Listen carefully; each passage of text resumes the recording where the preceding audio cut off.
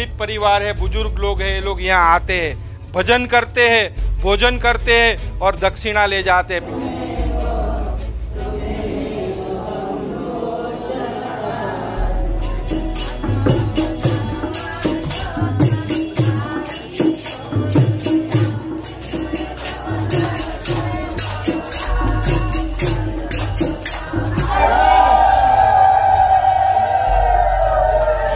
जब से ये आश्रम शुरू हुआ है तब से ये जप यज्ञ चल रहा है बापूजी की आज्ञा से। ऐसे 5 जगह चल रहा है उड़ीसा में पूरा।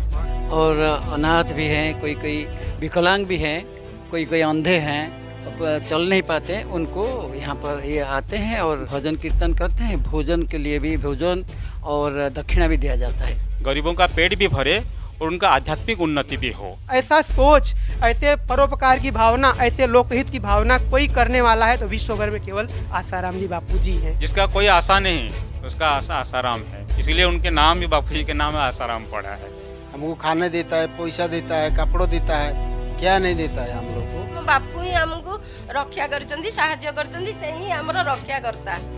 मतलब बापूजी हमको सब हमारा रक्षा भी किए हैं और हमारा देखभाल भी करते हैं। तो बापू ही हमारा रक्षा करता है, हमारा सहारा है। लोग बोलते हैं कि बापूजी करोड़ों की संपत्ति, अरबों की संपत्ति है, तो बापूजी करोड़ों के अरबों की संपत्ति किस लिए है वो यहाँ पे आके देखना चाहिए। हमारे मीडिया वालों को भी कहना चाहूँगा, न्यूज़पेपर वालों को भी मैं कहना चाहूँगा कि बापू के ये भी समाज उत्थान के कार्य दिखाओ ना आप। ये क्यों नहीं आप दिखाते, जो वास्तविकता है ये क्यों नहीं दिखाते कि आज बापू 9 सालों से जोधपुर की जेल के अंदर है, उसके बावजूद बापू इन गरीब लोगों के लिए क्या कर रहे हैं वो भी कम से कम आप दिखाओ। अब जो निस्सहाय व्यक्ति हैं समाज के, गरीब हैं, विकलांग हैं, विधवाएं हैं, जिनको पूछने के लिए कोई नहीं है, इनका सहारा कोई नहीं है, ऐसे लोग यहाँ आए तो यहाँ आके फिर भगवान का नाम कीर्तन करें, भजन करें, फिर भोजन भी करें और फिर क्या है जो जहाँ का जो स्थिति है उतना दक्षिणा लेके घर जाएं। मतलब आर्थिक रूप से स्वच्छ बने और व्यवहारिक दृष्टि से भी स्वच्छ बने और आध्यात्मिक दृष्टिकोण से भी स्वस्थ बने, सात्विक बने, गरीबों का पेट भी भरे और उनका आध्यात्मिक उन्नति भी हो। यहाँ आने के बाद क्या होता है, ये लोग तो अपने रोजी रोटी की तो चिंता तो पूरी मिट जाता है, बिल्कुल ही मिट जाता है, क्योंकि घर में उनको लोग पूछते नहीं, बेटा पूछता नहीं, फिर कोई किसी का पति दारू पी के मारता भी है, तो ऐसे ऐसे बेचारे सब दुखी में रहते हैं। लेकिन यहाँ आने से क्या होता है, जीवन का सही ढंग उनको पता होता है, तो जो दक्षिणा मिलता है उससे उनका रोजी रोटी मिल जाता है। ऐसे भी कितने माता हैं यहाँ जो भीख मांगते थे, दांड में भीख मांगते थे, लेकिन यहाँ आने से उनका भीख मांगना भी छूट गया है, क्योंकि यहाँ रोजी रोटी मिल जाता है यहाँ से।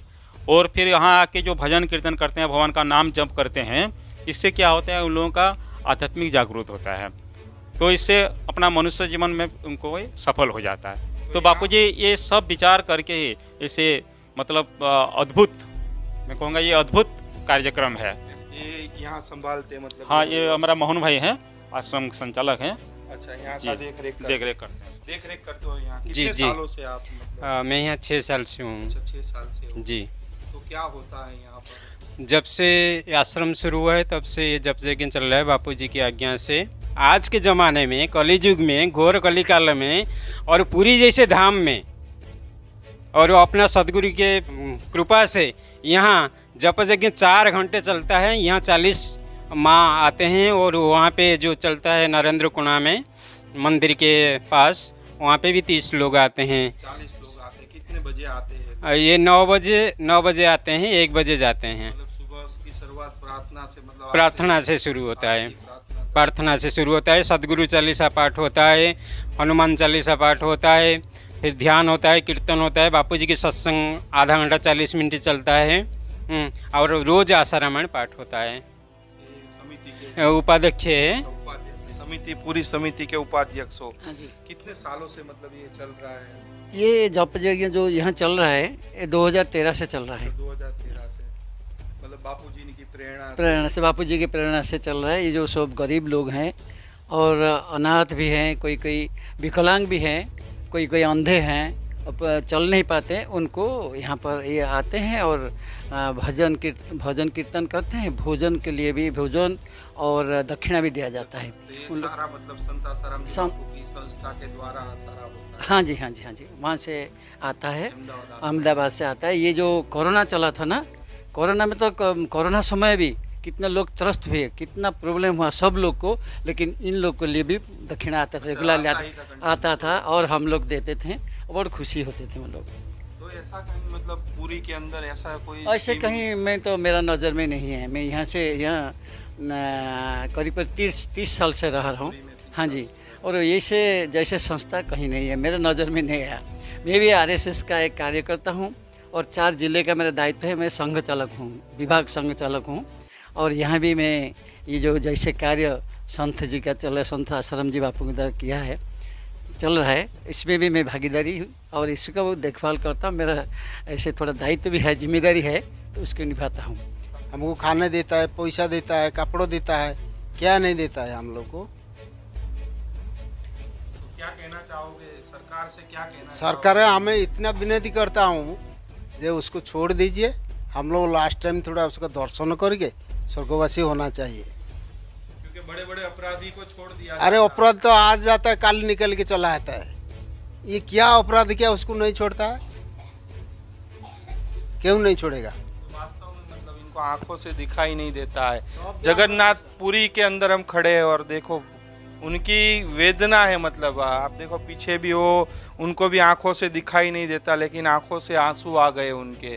क्योंकि वास्तव में मतलब ऐसी स्कीम मैं तो कहूँगा कि पूरे भारत में नहीं, विश्व में भी ऐसी स्कीम नहीं चलती होगी। ऐसी स्कीम संत आसाराम जी बापू के द्वारा चलती है। कहाँ बेचारे ये लोग कमाने जाएंगे, कहाँ ये लोग खाने जाएंगे? तो कम से कम सरकार को, न्यायपालिका को भी ये देखना चाहिए, बापू के समाज उत्थान के कार्य को भी देखना चाहिए और कम से कम संत आसाराम जी बापू को राहत मिलनी चाहिए। और क्या कहना चाहोगे? यह है, हम भी बहुत ज्ञान अर्जन किया यहाँ आके। और रास्ता में घूरता था, हम लोग को घृणा करता है। अरे अंधा लोगों काहे घूमता है, साला खाने नहीं पाता है, बोलने नहीं पाता है, काहे रास्ते में घूमता है। हम लोग धीरे धीरे यहाँ आदमी के सहारा लेके चला आता है। यहाँ भजन कीर्तन करता है, बहुत अच्छा लगता है। और दिन में एक बार खाओ तभी हम लोग दुख नहीं है। हमारा इतना दुख है, बाबू को थोड़ा छोड़ दो। हम लोग थोड़ा लास्ट समय दर्शन करके हमें स्वर्गवासी होना चाहिए। लेकिन आपको तो आंखों से दिखाई नहीं देता। नहीं तो दिखा कैसे तो दर्शन उसका पाँव छू देगा तो हमको पता चलेगा जब बाबू का पाँव छुआ है। तो हम वो लोग को पूछता था, जाके दिल्ली में पूछता था। अभी तो आँख नहीं, किससे क्या पूछेंगे? वो क्या गलती किया उसको इतना दिन रखा है अंदर में। मतलब बाबा का कहना ये है कि अगर आँख दिखता हमारा तो दिल्ली में जाके पूछते हमको क्यों रखे हैं बापू जी को। जो काहे नहीं छोड़ता, तो हमारा जान चल जाता तभी बाबू के लिए हम लड़ाई करता था। लेकिन इतना हमारा दुख है कि बापू को क्या 1 साल 2 साल रख के उसके बाद में छोड़ देना चाहिए। 9 साल अच्छा, उसको रख के गवर्नमेंट के क्या फायदा होता है? गवर्नमेंट को कुछ तो फायदा होना चाहिए। क्या फायदा होता है? इतना आदमी तो दिन में मर्डर करता है, शाम को आ जाता है घर। ये क्या क्या है उसको अंदर में रखा हुआ?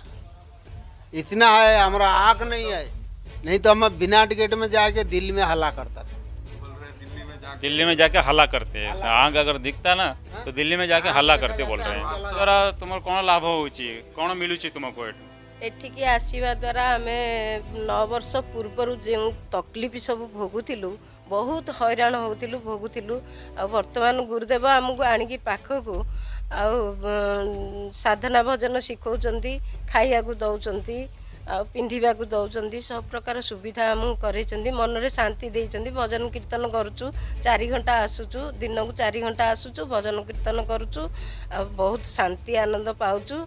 आ गुरुदेव को कृपारू सब मनरे आनंद पाई बहुत 9 साल से आ रहे हैं। तो यहाँ आने से जो यहाँ जब नहीं आते थे तब बहुत तकलीफ था, बहुत कष्ट पाते थे, बहुत दुख पाते थे।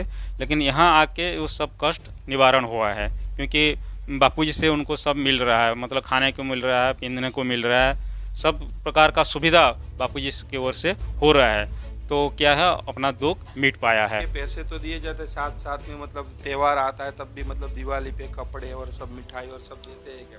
मझे मझे जो पर्वपर्वाणी आसूची तुमको जो दक्षिणा तो मिलूची ता बाहर कौन सब माने बंटा बंटी करंते सहयोग करंते मिठाई दियंती जेकोसी पर्व रे से जिनिस ही आमको दीपावली रे दीप दियंती आ शीत दिन रे घोड़े हवा को वस्त्र दियंती सबु प्रकार जिनिस आमे सब पर्वपर्वाणी रे भी मिठाई पिठाई सब पाऊ आमे।